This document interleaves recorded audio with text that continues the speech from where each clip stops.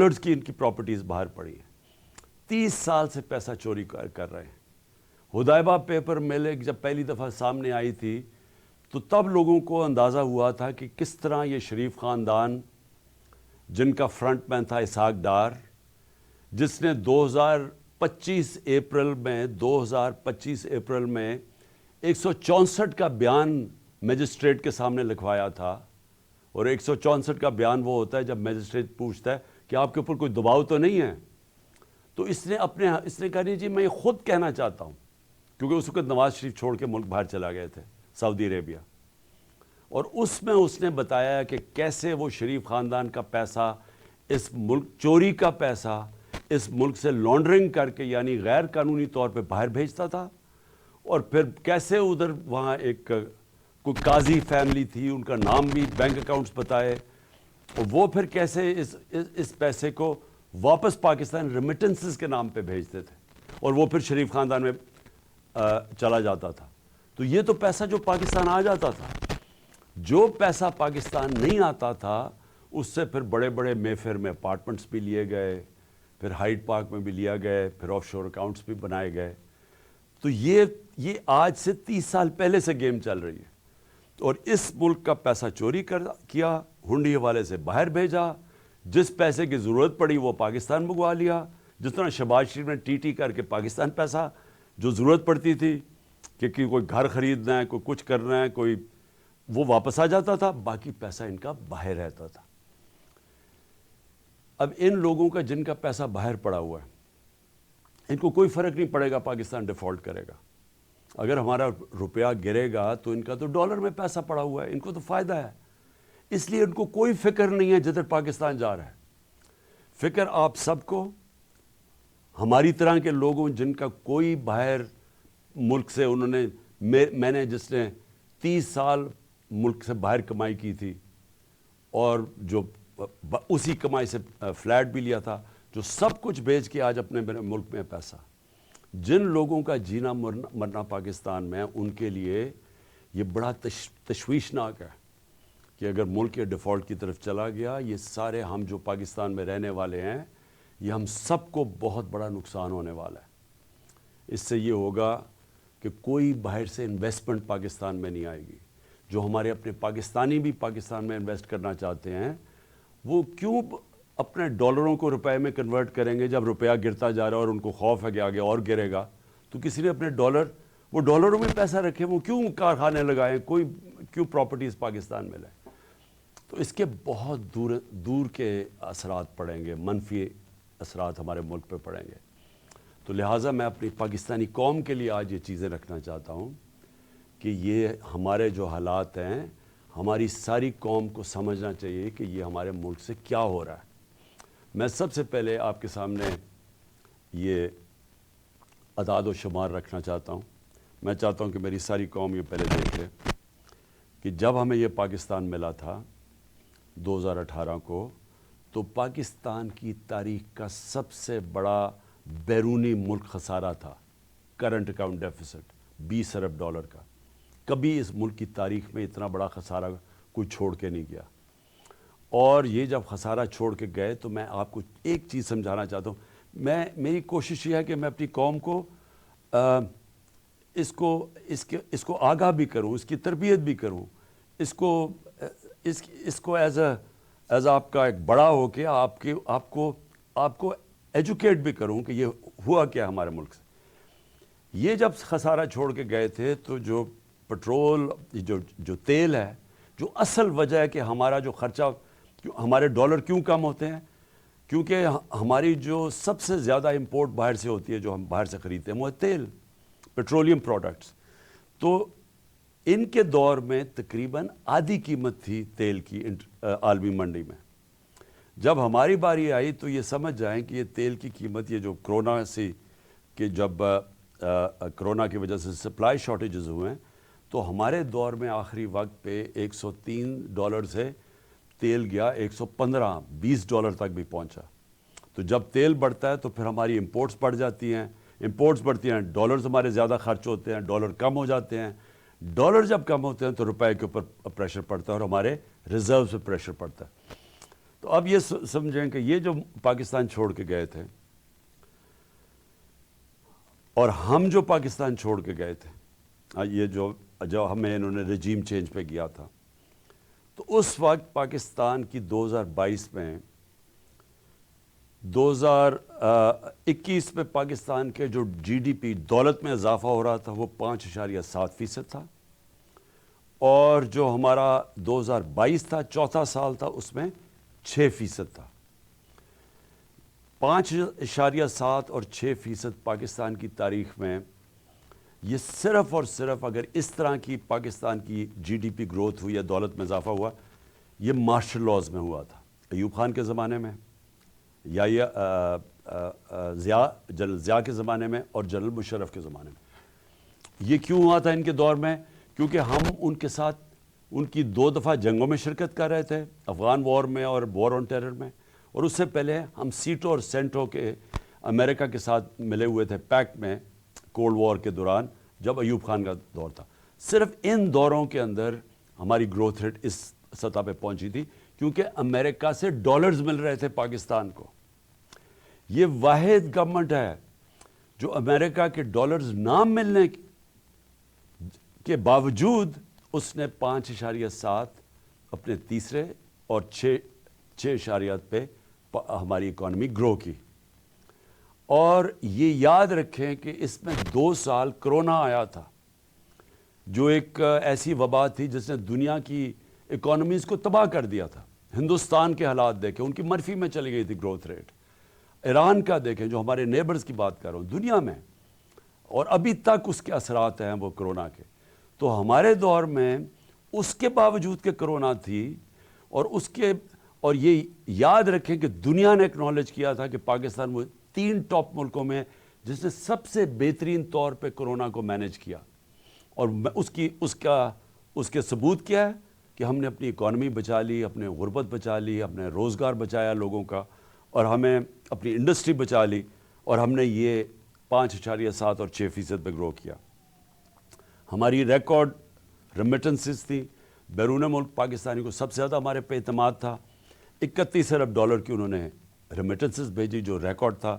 نون league کی دور میں 19.6% ریمیٹنسز تھی، ہم نے ادھر سے لے کے گئے 3.5 سال میں 32 ارب ڈالر پہ۔ ہمارا جو ڈیفیسٹ چھوڑ کے گئے ہم، اس کے باوجود کہ تیل کی قیمتیں ریکارڈ کی پرائس پہ تھی، ساری چیزیں مہنگی ہو گئی کرونا کی وجہ سے، سپلائی شارٹیجز کی وجہ سے، اس کے باوجود ہم جو جی ڈی پی چھوڑ کے گئے تھے کرنٹ اکاؤنٹ بیرونی ڈیفیسٹ، وہ 4% تھا۔ نون لیگ چھوڑ کے گئی تھی 5.8%، جب تاریخی سب سے کم تیل کی قیمتیں تھیں۔ ہماری گندم 27.5 ملین ٹن ہماری گندم تھی، جو کہ ریکارڈ تھا پاکستان کی تاریخ میں۔ ہماری جو چاول تھا وہ 9.3 ملین ٹن تھا، جو ریکارڈ تھا۔ ہمارا جو مکئی تھی وہ 9.6 ملین ٹن تھی، وہ ریکارڈ تھی۔ اور ہماری آخری سال میں جو گنا تھا وہ تقریباً 90 ملین ٹن تھا، جو کہ ریکارڈ تھا۔ جو ان کی بجلی کی جنریشن تھی، اب یہ سمجھیں، انہوں نے بجلی جو کانٹریکٹ سائن کیے تھے پاور جنریشن کے نون لیگ نے، اس میں یہ تھا کہ اگر ہم بجلی خریدیں یا نہ خریدیں، ہمیں کیپیسٹی پیمنٹس پہ دینے پڑتے تھے۔ یعنی ایک بجلی گھر کو جو انہوں نے جب ان کو کانٹریکٹ دے دیا، انہوں نے جو سیٹ اپ کیے، اس میں سے اگر پاکستان بجلی خریدے یا نہ خریدے، پیسے پورے دینے پڑتے تھے، جس کو کیپیسٹی پیمنٹس کہتے ہیں۔ تو اس کے لیے اگر آپ جب تک ہم بجلی، اور انہوں نے اتنے زیادہ بنا دیے، کیپیسٹی اتنی زیادہ کر دی، ہمارے پاس ملک کے پاس طور طریقہ ہی نہیں تھا وہ بجلی استعمال کرنے کا، ہمارے میں کیپیسٹی نہیں تھی، پیسے ہم پھر بھی ان کو دے رہے تھے۔ تو اس کا مطلب بجلی کی کنزمپشن بڑھائی جائے، تاکہ ہم کم از کم ہمارے پاس آمدنی آئے وہ ان کو پیسے دینے کی۔ تو انہوں نے 80 ملین یونٹس ان کے دور میں تھے، ہم اس کو لے کے گئے 116 ملین یونٹس پہ اپنے دور میں، بلین یونٹس میں، مطلب ارب یونٹ، 116 ارب یونٹس میں۔ انہوں نے کوئی اپنی اس دور میں ڈیم نہیں بنائی. ہم نے 6 ڈیمز کا شروع کیا جس میں 2 بڑی ڈیمز تھیں. یہ 50 سال کے بعد ہم نے شروع کیا. ہم نے ہیلتھ کارڈ کیا جو دنیا اکنالج کرتی ہے کہ ایک لانسٹ میگزین ہے جو دنیا کی سب سے بڑی ہیلتھ ایشوز کے اوپر میگزین آتی ہے, جو سب سے ریسپیکٹڈ ہے. اس میں انہوں نے ہماری تعریف کی کہ جو پاکستان ہیلتھ کارڈ لے کے آیا ہے یہ ہمارے سے بڑے امیر ملکوں کے اندر بھی اس طرح کی لوگوں کے لیے, عوام کے لیے ہیلتھ انشورنس نہیں تھی جو ہم لے کے آئے. ہمارا جو اساس پروگرام تھا وہ انٹرنیشنلی اکنالج ہوا. وہ جو کارنل یونیورسٹی تھی انہوں نے اسٹینفورڈ یونیورسٹی کی ریسرچ نے کہا کہ پاکستان ایک فلاحی ریاست کی طرف جا رہا ہے, جو ہمارا اساس پروگرام تھا. اور ہماری جو بلین ٹری سونامی تھی جو ہم درخت لگانے کی کیمپین شروع کی ہوئی تھی, یہ انٹرنیشنلی اکنالج کیا گیا. یہ بورس جانسن برطانیہ کے پرائم منسٹر میرا نام لے کے یونائٹڈ نیشنز میں تعریف کی کہ پاکستان ایک باقی ملکوں سے آگے نکلا ہوا ہے یہ موسم کی تبدیلی کی فائٹ کے اگینسٹ. اور اب میں آتا ہوں کہ ہوا کیا پاکستان سے.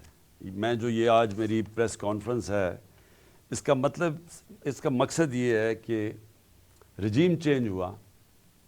یہ جب میں آپ کو اعداد و شمار دے رہا ہوں یہ پاکستان کی جو اکنامک سروے آف پاکستان ہے اس میں یہ شائع ہوئے ہیں.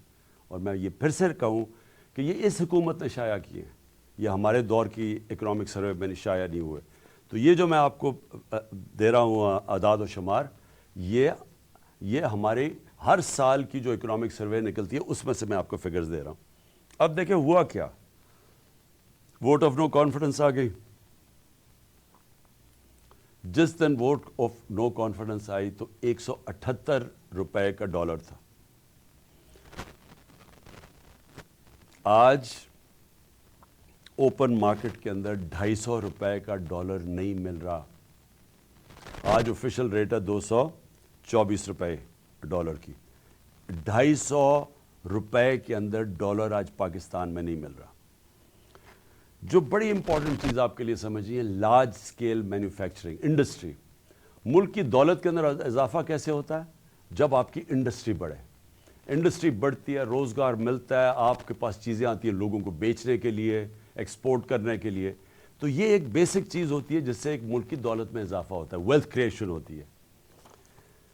ہمارا جو آخری مارچ کا مہینہ تھا 27% پاکستان کی لارج سکیل مینوفیکچرنگ میں گروتھ ہوئی, اس میں اضافہ ہوا. اور یہ کتنے سالوں کے بعد پاکستان کی انڈسٹری اسی طرح ریوائیو ہوئی. اور انڈسٹری ریوائیو ہونا آسان کام نہیں ہے, کیونکہ انڈسٹری اگر آج فیصلہ بھی آپ کریں گے, ان کو انسینٹیوز بھی دیں گے تو وہ ٹائم لگتا ہے, کیونکہ فیکٹری مشینری بنانی پڑتی ہے, امپورٹ وہ سیٹ اپ ہوتا ہے, اس کو ٹائم لگتا ہے. آپ اگر آج فیصلہ کریں, فائدہ کریں کسانوں کا, تو آج اگر اس کو انسینٹیوز دیں گے وہ 6 مہینے 7 مہینے کے بعد وہ فصل اگائے گی. لیکن انڈسٹری بڑی دیر لگتی ہے. اس کو ختم کرنا بڑا آسان ہے, اس کو چلانا بڑا مشکل کام ہے. ہمیں 2.5 سال لگے اپنی انڈسٹری کو اٹھانے کے لیے, کیونکہ یہ جب نون لیگ گئی تھی انڈسٹری اس وقت بند ہو چکی تھی. فیصل آباد کے اندر جو فیکٹریاں تھیں ٹیکسٹائل کی, ان کو ریل اسٹیٹ کے اندر وہ بدل رہے تھے. تو اور بے روزگاری تھی.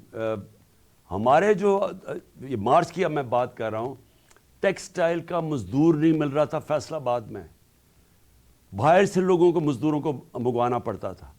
ریکارڈ ہماری جو یہ 27.7 پہ ریکارڈ ہماری انڈسٹری بڑھ رہی تھی, جو آج 0.4% پہ پہنچ چکی ہے. ادھر سے گر کے یہاں پہنچ چکی ہے. یہ اکتوبر کی فگرز ہے. سب سے زیادہ شور مچا ہوا تھا مہنگائی کا, کہ جی مہنگائی مارچ آ گئی, عمران خان نے مہنگائی کر دی, قتل کر دیا لوگوں کو. مجھے افسوس سے کہنا پڑتا ہے کہ وہ چینلز جو آج چپ کر کے بیٹھی ہوئی ہیں, سناٹا چھایا ہوا ہے وہاں, بول نہیں رہے, وہ ان کو عمران خان کی گھڑی کی پڑی ہوئی ہے. یہ بھی پہلی دفعہ ہوا کہ میں اپنی گھڑی بیچوں, اس کے اوپر ہی شور مچ گیا ہے. میری ذاتی گھڑی ہے, میں اسے بیچوں, میں جو مرضی کروں اسے, اس کے اوپر کوئی بات نہیں کر رہا کہ آج لوگوں کا جو معاشی قتل ہو رہا ہے. ہمارے دور میں مائک جا رہا ہوتا تھا سب کے سامنے, اچھا جی بتائیں کتنی مہنگائی ہے, کتنی تکلیف ہے, چن چن کے. آج کیوں نہیں جا رہے؟ آج ذرا یہ سنیں کہ ہمارے دور میں جب لوگوں کے پاس جا رہے تھے مہنگائی کتنی تھی, تو انفلیشن تھی 12.5%. اس پہ جناب بلاول بھٹو نے اتنا جوش میں کہ میں مہنگائی مارچ کرنے لگا ہوں, میں کمپٹان دیں گے اسلام آباد میں پہنچ کے. تو آج مہنگائی کدھر پہنچی ہے؟ 24% کے اوپر. دگنی ہے آج مہنگائی اس دور کی.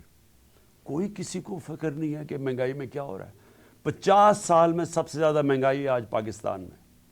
کتنے لوگ یہ, کتنے وہ میڈیا ہاؤسز اپنے ضمیر جگائیں.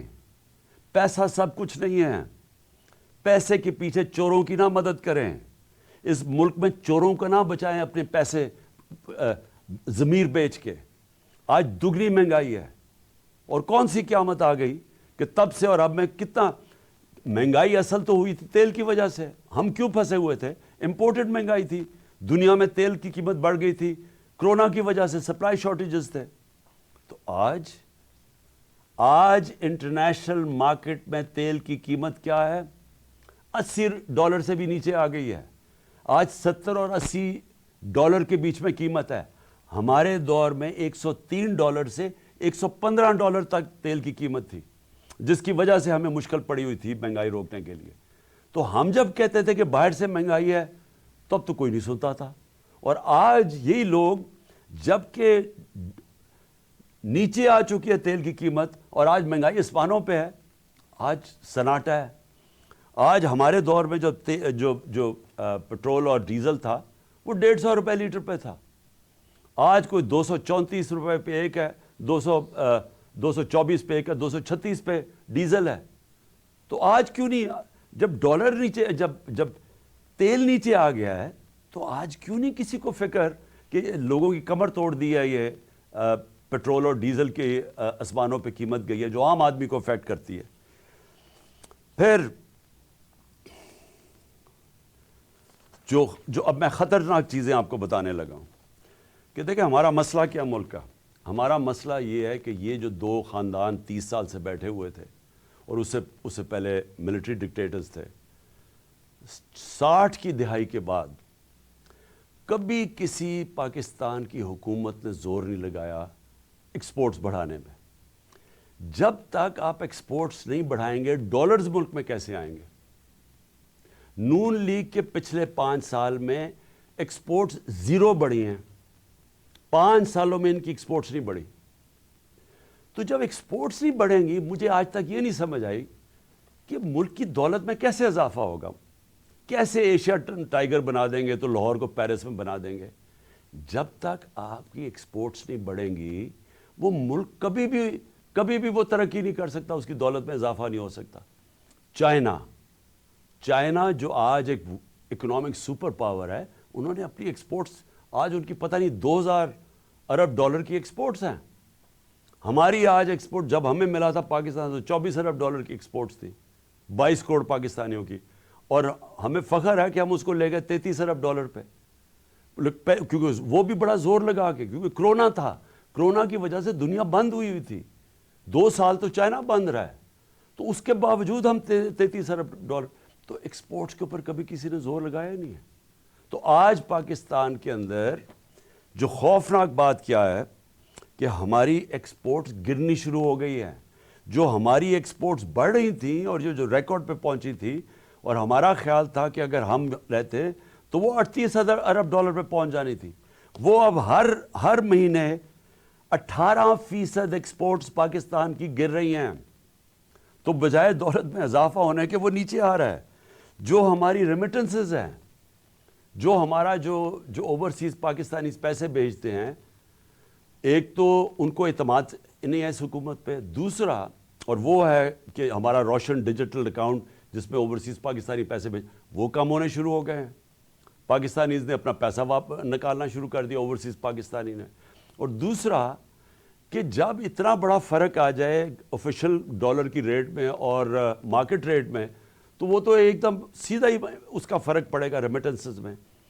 تو جب ڈالر ہمارے ملک میں کم آنے شروع ہو جائیں تو اس سے سب سے بڑا سوال یہ ہوتا ہے کہ اب ہم اپنے قرضوں کی قسطیں کیسے ادا کریں گے. اگر ہم جو کوشش پوری پالیسی تھی کہ ڈالرز ہمارے بڑھیں, ریمیٹنسز بھی آئیں اور ایکسپورٹس ہماری بڑھیں جو بڑھ رہی تھیں, اور پھر ہماری کوشش یہ تھی کہ آئی ٹی کی ایکسپورٹس بڑھائیں جو 75% ہم نے بڑھائی تھی, جو فیوچر ٹیکنالوجی کا ہے, اور اس کے علاوہ جو انویسٹمنٹ لے کے آنی تھی, جو ہم نے اسپیشل اکنامک زونز بنائے ہوئے تھے جدھر سے ہم نے انویسٹمنٹ لے کے آنی تھی, اور چائنا سے ہماری بڑی آگے بات چل چکی تھی. بدقسمتی سے چائنا نے 2 سال پھر سے بند ہو گیا چائنا. تو جو وہ چائنا آنا جانا ہی ناممکن ہو گیا, ان کی جو کوارنٹین لاز ایسے تھے. تو جو ہم نے ان سے اپنی اسپیشل اکنامک زونز میں انویسٹمنٹ کروانی تھی, اس نے بھی ہمارے ڈالر کی انٹیک بڑھانی تھی. تو اب نہ انویسٹمنٹ آ رہی ہے, ایکسپورٹس ہماری نیچے جا رہی ہیں, ریمیٹنسز ہماری نیچے جا رہی ہیں, ڈالرز ہمارے کم ہو رہے ہیں, قرضے ہمارے بڑھتے جا رہے ہیں. تو قسطیں کس نے ادا کرنی ہے؟ آج جدھر پاکستان کھڑا ہے, ہم یہ کیسے قسطیں ادا کریں گے؟ اور یہ میں پھر سے اسی پہ آ گیا ہوں کہ مجھے آج کیوں خطرہ ہے, کیوں ہماری طرح کے لوگوں کو خطرہ ہے اور فکر پڑی ہوئی ہے, اور کیوں ان کو نہیں فکر. میں سب سے پوچھتا ہوں, اپنی اسٹیبلشمنٹ سے پوچھتا ہوں, اپنے ہر طبقے کے پاکستانی سے پوچھتا ہوں کہ کیا آپ کو فکر نہیں ہے کہ آپ پاکستان کدھر جا رہا ہے؟ میں جب الیکشنز کی بات کرتا ہوں, میں الیکشنز کی اپنی ذات کے لیے نہیں بات کر رہا, میں تحریک انصاف کے لیے نہیں بات کر رہا. تحریک انصاف نے تو جب بھی یہ الیکشن کروائیں گے انشاءاللہ, جس طرح کی پبلک سپورٹ ہے آج پی ٹی آئی کی, پاکستان کی تاریخ میں کسی پولیٹیکل پارٹی کی نہیں تھی. چاروں صوبوں میں پارٹی پھیلی ہوئی, باقی تو 2 پارٹیز رہ گئی ہیں, چھوٹی چھوٹی پارٹیز, صوبائی پارٹیز بن گئی ہیں. تو انہوں نے تو جب بھی الیکشنز ہو ہم نے جیتنا ہے. تو ہمیں یہ نہیں فکر کہ اگر الیکشن ٹائم پہ ہوں گے تو ہمیں کوئی فرق پڑ جائے گا. مجھے خوف آ رہا ہے کہ جتنی دیر اب یہ گورنمنٹ چلے گی, اس ملک کا جو معاشی بحران ہے وہ بڑھتا جائے گا. اور وہ کیوں بڑھے گا؟ کیونکہ جب تک ملک میں پولیٹیکل سٹیبلٹی نہیں آتی, سیاسی طور پہ ملک میں استحکام نہیں آتا, تو معاشی طور پہ تو استحکام آ ہی نہیں سکتا. ساری دنیا کی کامن سینس ہے کہ معیشت تب ترقی کرتی ہے جب سرٹنٹی ہوتی ہے, جب استحکام ہوتا ہے. میں اگر آج بزنس مین ہوں, میں آج ایک انویسٹر ہوں, میں تو تب پیسہ لگاؤں گا جب مجھے پتہ چلے گا کہ یہ 4-5 سال کی حکومت چل رہی ہے, اور میرا آج اگر پیسہ لگاؤں گا تو 2-3 سال کے بعد جب مجھے اس کا نفع آنا شروع ہوگا. مجھے جب یہی نہیں پتا کہ 6 مہینے میں کیا ہوگا اور اگلے 8 مہینے میں کیا ہوگا, کون پیسہ لگانے لگا ہے؟ اوپر سے پاکستان کی, جس طرح میں نے کہا, جب کریڈٹ ریٹنگ ہی گر گئی ہے, جب پاکستان کے رسک ڈیفالٹ اتنی 100% تک پہنچ چکی ہے, تو کسی نے پیسہ ہی نہیں دینا. نہ کسی کمرشل بینک نے پیسہ دینا ہے, نہ کسی انویسٹر نے آنا ہے. تو یہ تو ان کے پاس تو اب کوئی روڈ میپ ہی نہیں ہے. ان کی تو صرف اب ایک کوشش ہو رہی ہے, اور کوشش ان کی اب آج کیا ہے؟ کوشش بڑی سیدھی ہے. کوشش ہے کہ نا میچ اب یہ کھیل نہیں سکتے. 36 جو بائی الیکشنز ہوئے تھے ان میں سے 29 پاکستان پی ٹی آئی جیت گئی ہے. اس کے باوجود کہ ان کے پاس پوری اسٹیٹ مشینری تھی, ان کے ساتھ پورا جو اس ملک کی الیکشن کمیشن ہے, جس نے بے شرمی سے جس طرح انہوں نے ان کی مدد کی, اور اسٹیبلشمنٹ ان کے ساتھ تھی. ہمیں کہا گیا تھا نا جی سلیکٹڈ ہے, تو اب تو کسی میں شک نہیں ہونا چاہیے نا کہ کون سلیکٹڈ ہے.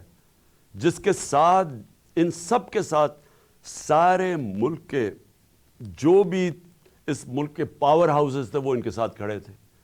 اس کے باوجود 75% by elections P T I جیتی ہے. اب اس خوف سے انہوں نے الیکشن نہیں کروانے. نواز شریف وہاں باہر بیٹھا ہوا ہے, اس نے وہ الٹا لٹک جائے گا, الیکشن نہیں کروائے گا, کیونکہ اسے پتہ ہے الیکشن میں رزلٹ ان سے بہت برا ہونا ہے. لہٰذا یہ ڈیلے کرنا چاہتے ہیں. ان کی تو اگر کوشش ہو تو یہ تو اس سے بھی آگے جانا چاہتے ہیں. تو اگر یہ الیکشن نہیں ہوگا, تحریک انصاف کا نقصان نہیں ہونے لگا, ملک کا نقصان ہو رہا ہے. ملک جس تیزی سے نیچے جا رہا ہے, مجھے چھوڑیں، باہر کے کوئی بھی انڈیپینڈنٹ جو معیشت کے تجزیہ کار ہیں کسی سے پوچھ لیں، یہ جو موڈیز اور فچ جو کریڈٹ ریٹنگ کرتے ہیں دنیا میں ملکوں کی، کیا وہ تو ہمارے ساتھ نہیں ہیں جو کہہ رہے ہیں کہ آج پاکستان کی ریٹنگ بالکل نیچے گر چکی ہے؟ جو آج اگر ہماری جو سی اے ڈی ہے، جو ہمارا جو جو کریڈٹ رسک ہے آج پاکستان کی، جو آج 100% پہ پہنچ چکی ہے، تو وہ تو ہمارے نہیں ہیں۔ اس کا مطلب ساری چیزیں بتا رہے ہیں کہ ملک جا رہا ہے اس وقت معاشی تباہی کی طرف، اور اس کو نکالے گا صرف الیکشن۔